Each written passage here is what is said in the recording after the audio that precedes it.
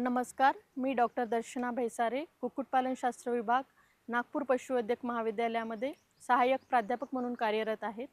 मासळ पक्ष्यांमध्येच तसंच अंडी देणाऱ्या पक्ष्यांमध्ये किंवा गावरान पक्ष्यांमध्ये आपण काही विशिष्ट लसी देत असतो, ज्यामध्ये की 5 ते 7 दिवसाचे जेव्हा पिल्लं असतात त्यामध्ये आपण राणीखेत डिसीजचं लासोटा नावाचं एक लसीकरण करतो. ते की डोळ्यातनं किंवा नाकपुडीद्वारे आपल्याला देता येतं. त्यानंतर आपण 14व्या दिवशी इन्फेक्शियस बर्सल डिसीज आहे त्याचं लसीकरण करतो आणि ते पण लस आपण डोळ्यातनं किंवा नाकपुडीद्वारे देऊ शकतो. यानंतर आपण 21व्या दिवशी परत राणीखेत डिसीजचं लस जे आहे ते रिपीट करतो, त्याचं बूस्टर डोस देतो. यामध्ये पक्षी मोठे होतात, त्यामुळे आपण हा जो लस आहे तो पिण्याच्या पाण्याद्वारेच देत असतो.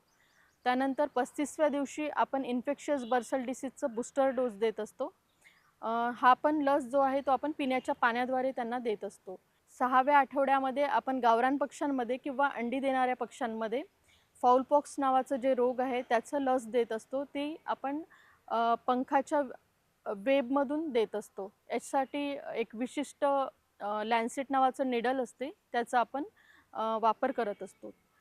त्यानंतर 9व्या हप्त्यामध्ये आपण राणीखेत डिसीजचं जे R2B लस आहे ती आपण इंट्रामस्क्युलर किंवा सबक्युटॅनियस द्वारे आपण पक्ष्यांना देत असतो.